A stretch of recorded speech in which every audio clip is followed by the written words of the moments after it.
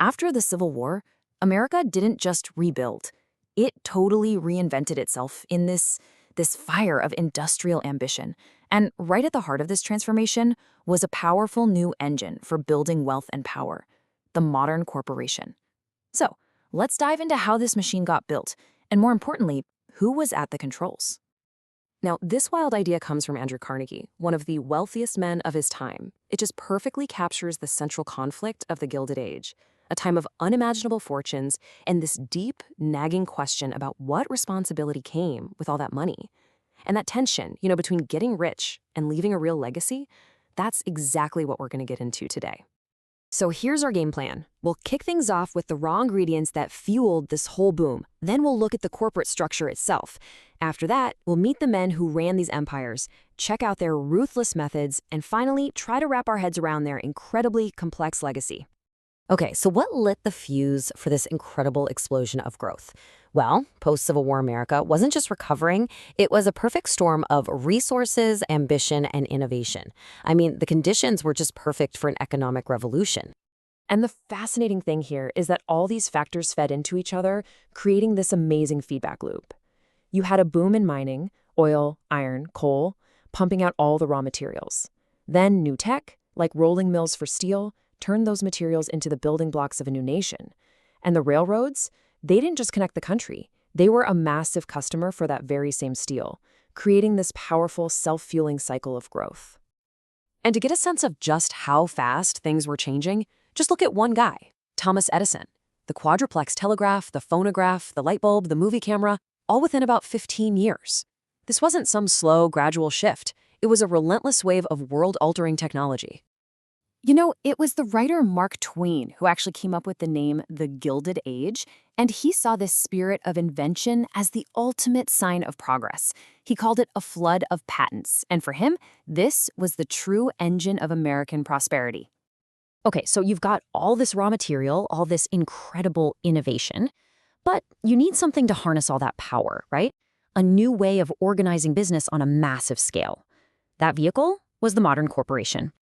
So the corporation totally changed the game.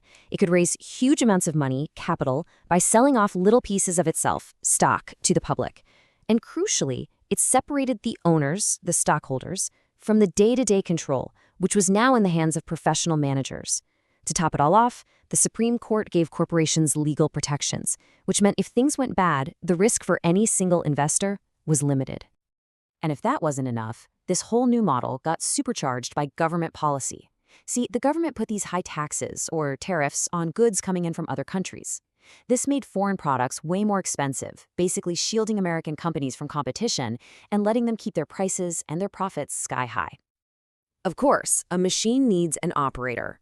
And this new corporate structure became a powerful tool in the hands of a few incredibly ambitious and often ruthless men who used it to build empires and literally reshape the American economy in their own image. And they didn't all follow the same playbook. You take Andrew Carnegie. He was the master of what we call vertical integration. He was obsessed with controlling every single step of making steel, from digging the ore out of the ground to rolling the final steel beams. This gave him total control over his costs. Rockefeller, though, he was the master of horizontal integration.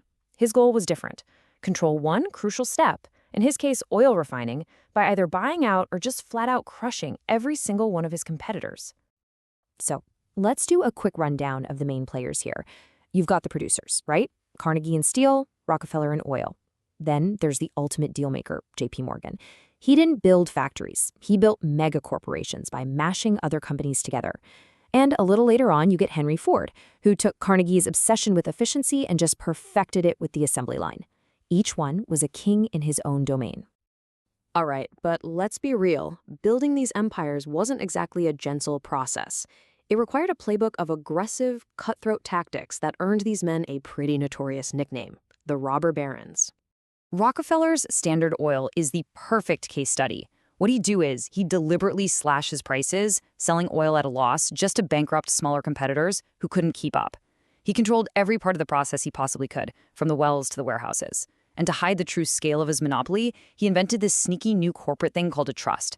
Basically a shell game to make one giant company look like a bunch of smaller, independent ones. So, did it work? Oh yeah, absolutely. By the 1880s, John D. Rockefeller controlled a staggering 85% of all oil production in the United States.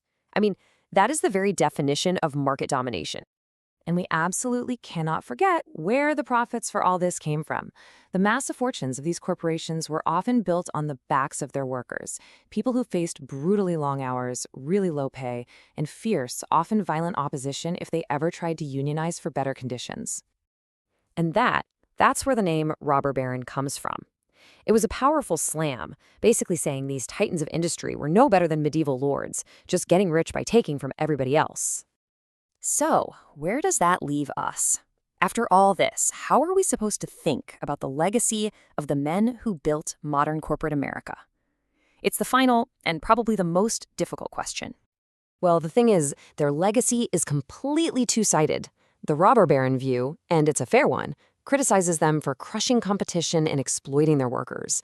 But then there's the captain of industry view, which praises them for their real innovations, for creating efficiencies that actually lowered prices for people, and for driving incredible economic progress. Both arguments have a solid point. You know, the interesting thing is these men, they wrestled with this stuff themselves. Andrew Carnegie even published a whole philosophy called the Gospel of Wealth, where he argued that it was the moral duty of the rich to give away their fortunes for the public good. It was kind of his way of justifying how he made all that money in the first place. And they really did put their money where their mouth was, giving on a scale nobody had ever seen before. Rockefeller donated over $500 million, a lot of it to medicine and education.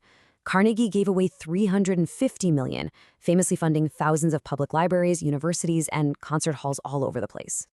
But to really get a grip on their giving, you have to understand the sheer, mind-blowing scale of their wealth.